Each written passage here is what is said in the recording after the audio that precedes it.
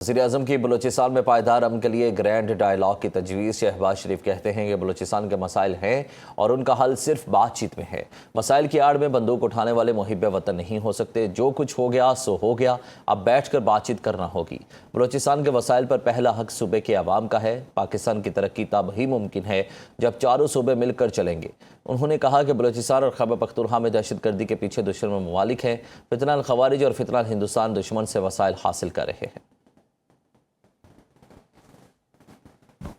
के हवाले से अगर मैं ये कहूँ कि ये पाकिस्तान का सबसे अमीर तरीन सूबा है तो ये बात गलत नहीं है। जो वसाइल मौजूद हैं उनकी मुनसफाना बुनियाद पर उनकी तकसीम ताकि सभी सूबे उससे मुस्तफीद हों।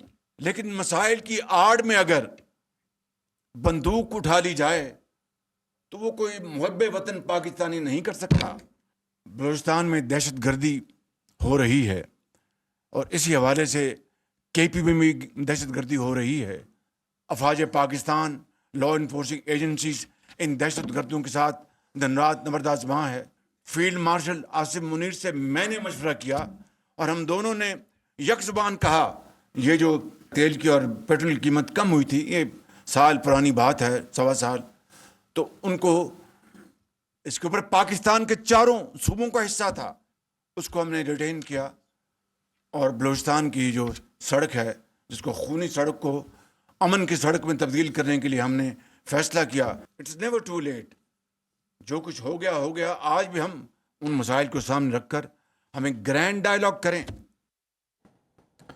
बलूचिस्तान की तकदीर सिर्फ बलूचिस्तान के अवाम के हाथों में है। बलूचिस्तान और पाकिस्तान का हाल मुस्तकबिल एक है और हमेशा रहेगा। फील्ड मार्शल सैयद आसिम मुनीर की बलूचिस्तान की अहम शख्सियात और सियासी क़यादत से मुलाकात में गुफ्तगू। कहा बलूचिस्तान में देर पा अमन व इस्तेहकाम मुआशी तरक्की के लिए बुनियादी अहमियत रखते हैं। गजाला नौरीन की रिपोर्ट।